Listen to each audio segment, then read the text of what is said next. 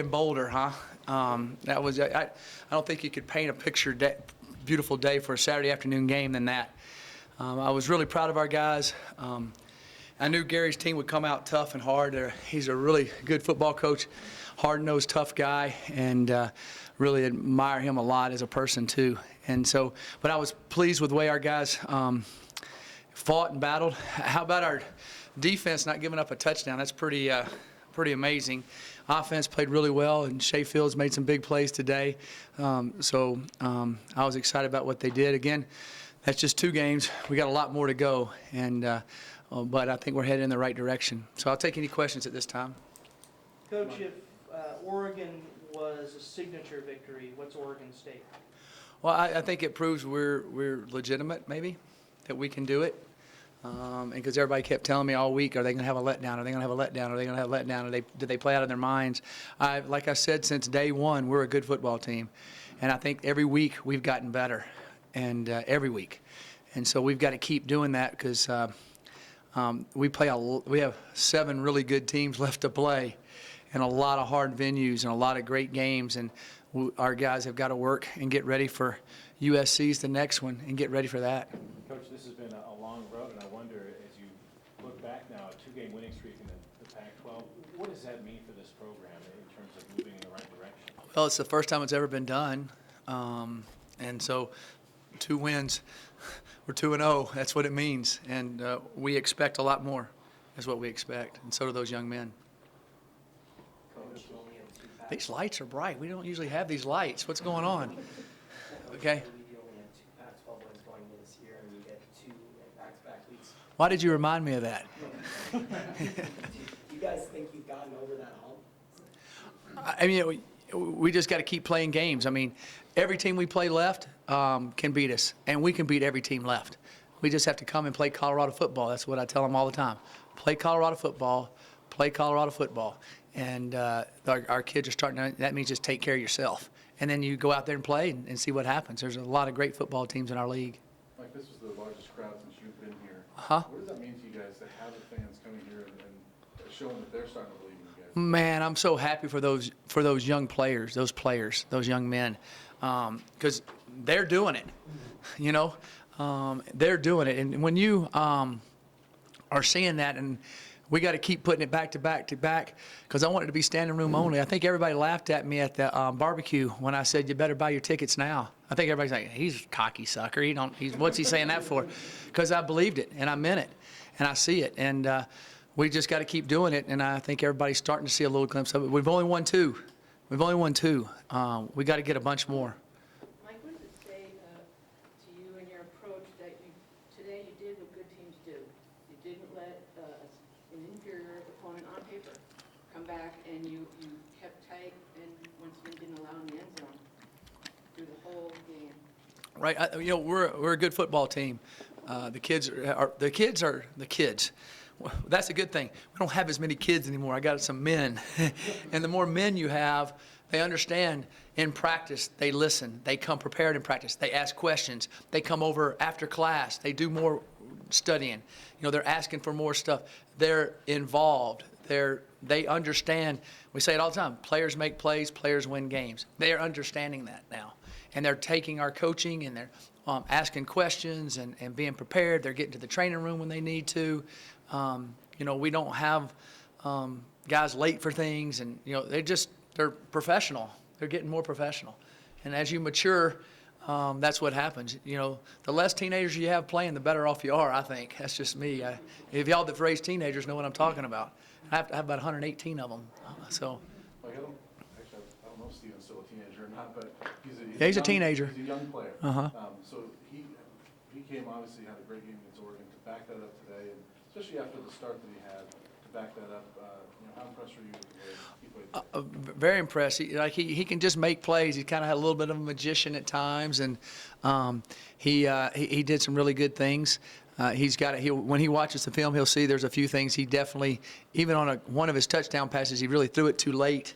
So he'll learn from a lot of that. But I've been very impressed with Steven and what he's done. Our offensive line is just really protecting well. in all our games, really. You know, the Michigan game, maybe because at the end there, they kind of knew we had to throw, and they're pretty good.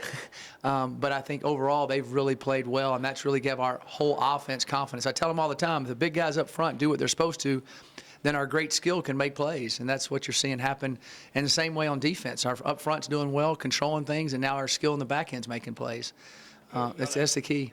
Yes. Gotta ask, do you have a gut feeling as to who will be your starting quarterback next week against USC? We'll just see how this week goes.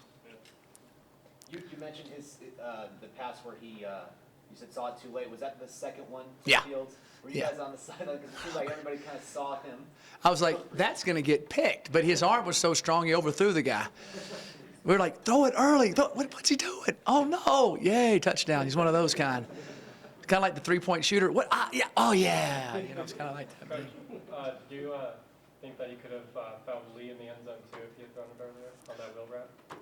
Yeah, found Kyle Evans Oh, yeah, my bad. on the when he threw, or yeah, a little bit earlier.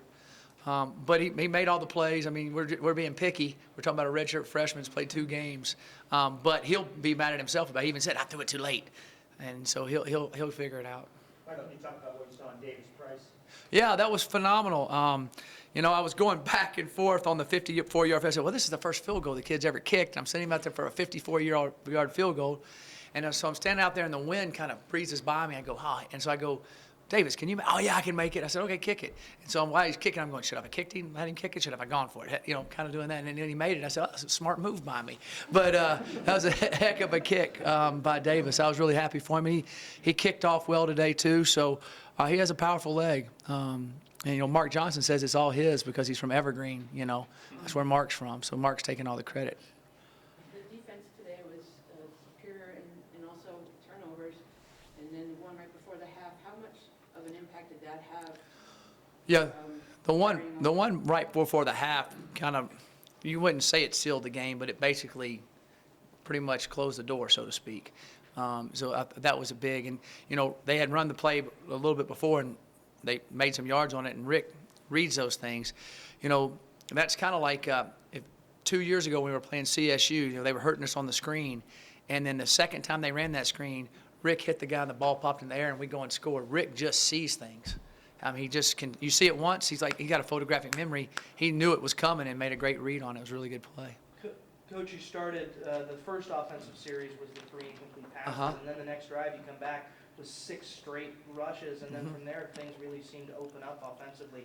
How important was the running game and being able to establish the run? Do you think opened up? The running game is extremely important for us to set up because then it allows us to be able to do some of our play action passes and hit the stuff over the middle. And then once we get them running, we go so fast, they get tired.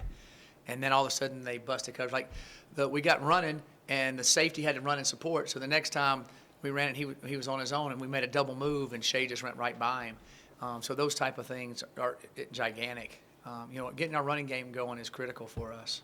Coach, the pace offensively seemed frenetic at times. Is that what you'd like to see ideally? Define that word for me. What was fast? Super fast? Okay, that's good. I got a master's from Georgia, but I couldn't figure that word out. Okay, all right, good. Yeah, we wanted to go hyperspeed today. We wanted to go hyperspeed when we could, and we practiced that hard. We felt like the altitude that would really help us today against them. What did you see, Oregon did not give up any big plays in the passing game all year. You guys had several in the Shea. What did you see in them you guys could do that, or was that really just kind of Shea? Well, we shake and run. We can make plays. Our lines protect. When your line protects and gives us that time to be able to make a double move, that's good. If you don't have protection, that double move, everybody goes, he gets a sack because you have to hold it a little bit. But, you know, the screen pass was just a great block by Devin Ross. We work on that so much, our blocking. There was a lot of excellent perimeter blocking again today. I think we've done really well at that, and that's key for us. And then the quarterbacks are catching the ball where the guy's catching it with his shoulders turned upfield, which is a critical fundamental. And now they're able to hit it and run. And that was, you know, those were big plays for us to be able to do that. Last question. Mike, this isn't new territory for you, coming in and turning the program around, but it's new territory for CU and a lot of these players. How do you keep this going, especially when you have USC next week? It's program Right. that CU had never beaten. Right. You know, the Pac-12 is, the Pac-12 conference is what these young men wanted to play in. The Pac-12 conference is what our coaches, the level they wanted to coach at. And we want to play the best, and we want to be able to beat the best. And so they'll be ready to play, I guarantee you. You know, they've tasted it now, and it tastes sweet, and I know they want to keep tasting it, so they'll keep moving in the right direction. You know, what they've been through has fortified them as a group of men. It's also given them an unbelievable depth in character as far as understanding never say die, never give up. And they, I used to tell them all the time when I was first recruiting this bunch of guys, all these seniors and redshirt juniors, come on with me, but we're getting in a roller coaster, okay? And you're getting in the roller coaster at the bottom. And when you say you want to come, I'm going to lock it on you quick where you can't get out because I don't want you to change. And then I want you to lock in, and I want you to just stay with me. And they stayed with me. And now we're up there, and we're kind of gone up that long hill where it goes click, click, click, click, and you're like, huh. And now we're going, woo. And I think they want to keep going, woo. And that's what we're going to do. So they're tasting it, so we're going to ride that roller coaster. Thanks, Coach. All right, thank you, guys. Okay, thank you.